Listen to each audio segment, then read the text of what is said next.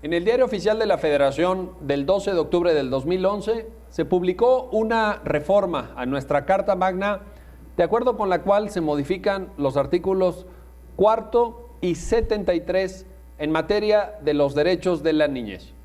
Para entender el contenido, la trascendencia y los alcances de esta reforma, vamos a platicar con la doctora Mónica González Contró, quien es una de las especialistas más reconocidas en México y en América Latina sobre los temas precisamente vinculados con los derechos de la niñez.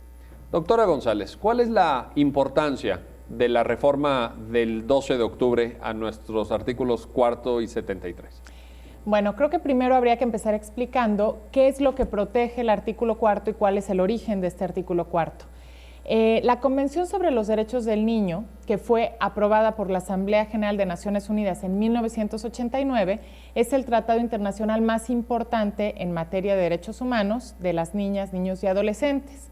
México ratifica esta convención en 1990 y para adecuar justamente los contenidos constitucionales a esta convención, en 2000 publica una modificación al artículo 4 constitucional donde por primera vez aparecen las niñas y los niños como titulares de derechos.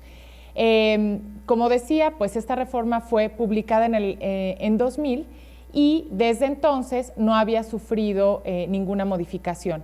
Lo que viene a ser la reforma del 12 de octubre en términos del artículo 4, es incorporar el principio del interés superior del niño, como lo llama la Convención, o el interés superior de la niñez, como se refiere la Constitución.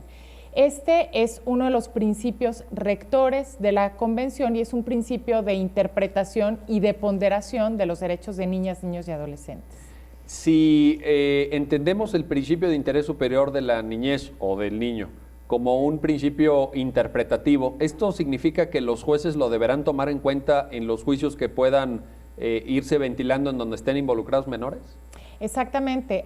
Esto establece una obligación que, hay que decirlo de paso, ya con la reforma al artículo 1 en junio de este año en materia de derechos humanos, ya estaba incorporado a la protección constitucional este principio, porque es un principio rector, como había mencionado, la Convención sobre los Derechos del Niño.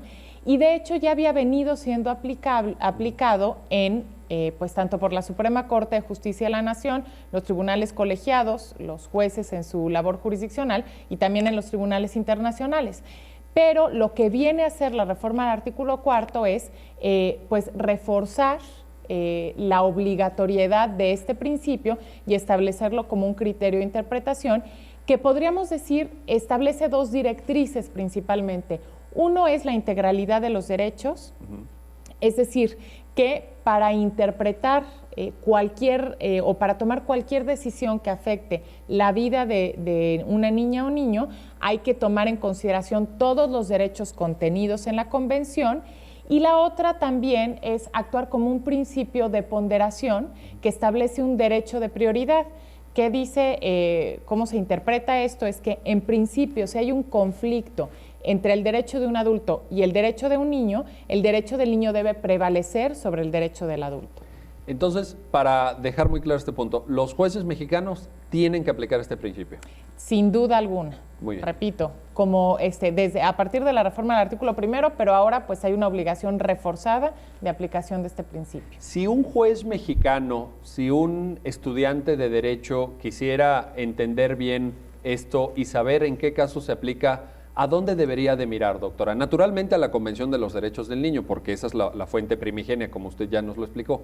Pero, ¿qué más podría ser un estudiante de derecho o un profesional del mundo jurídico que esté en México y esté escuchando sus reflexiones y quisiera profundizar en el conocimiento de este principio?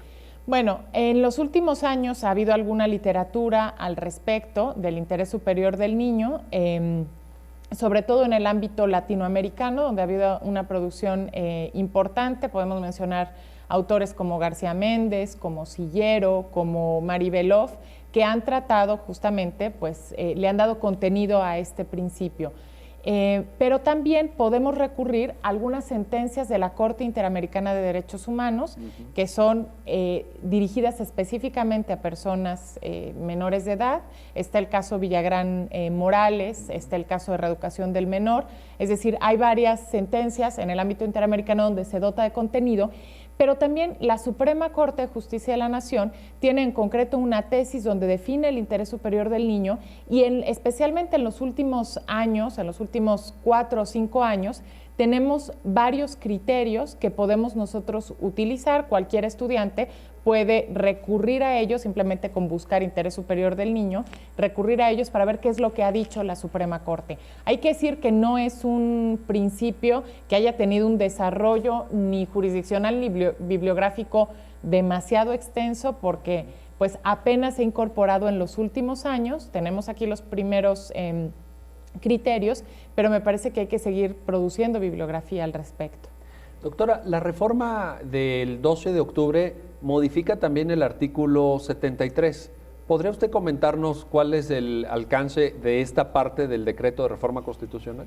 Claro, creo que justamente es la reforma del artículo 73 la que cambia sustancialmente pues la protección constitucional de los derechos de niñas y niños, porque el artículo 73 faculta al Congreso de la Unión para establecer la concurrencia entre la Federación, los estados y el Distrito Federal justamente en la materia de derechos de niñas y niños, porque hasta antes de esta facultad expresa que se da al Congreso, no había claridad respecto de las competencias. Teníamos una ley federal de protección de derechos de niñas, niños y adolescentes, que era reglamentaria del cuarto constitucional, pero finalmente no había una concurrencia clara, ¿sí? Y terminaban por diluirse las responsabilidades de los estados, del Distrito Federal y de la Federación, con lo cual teníamos que tanto la Ley Federal de Protección de Derechos de Niñas, Niños y Adolescentes como las respectivas leyes locales eran simplemente catálogos declarativos de buenas intenciones, pero sin mecanismos concretos de justiciabilidad. Con esto, lo que esperamos tener en un plazo no muy largo, pues será una ley general de protección de derechos de niñas, niños y adolescentes, que sea obligatoria también para las entidades federativas y que se empiece a legislar también en el tema. Aquí hay que hacer una precisión importante, porque parte de la confusión o de estas dificultades para operar y para llevar a eficacia los derechos de niñas y niños derivaba del hecho de que se entiende que los derechos de niñas y niños son materia familiar. Y entonces la materia familiar, como todos sabemos, está reservada a los estados y se reducía la protección de los derechos de las personas menores de edad a la protección familiar. Con esto adquiere una fuerza muchísimo mayor, se le visibiliza como contenido de derechos fundamentales, contenidos en el capítulo primero constitucional y por ende también con una facultad de expreso al Congreso de la Unión, y esperemos que esto tenga como repercusión un mucho mayor desarrollo de los derechos más allá del ámbito familiar. Finalmente, doctora, y nada más para aclarar este punto respecto a quienes nos pudieran estar viendo, pero entonces el hecho de que el Congreso pueda emitir esta ley general no significa que las entidades federativas se puedan desentender, ¿verdad? Estos derechos de los niños aplican y obligan a las autoridades en lo que nosotros llamamos el fuero común o, digamos, las autoridades de las entidades federativas y en su caso municipales. ¿Es así esto? Por supuesto, y esta obligación sigue perfectamente clara. Lo que vamos a tener, lo que esperamos tener como efecto de esta reforma es mucho mayor claridad en las competencias y concurrencia, además, en las competencias respecto a la legislación en materia de infancia. Pero desde luego, pues esto no diluye de forma alguna la responsabilidad. Incluso al artículo 4 se estableció la responsabilidad y la obligación de las autoridades de, en las políticas públicas, considerar los derechos y promover, garantizar los derechos de niñas, niños y adolescentes. Perfecto, muchísimas gracias.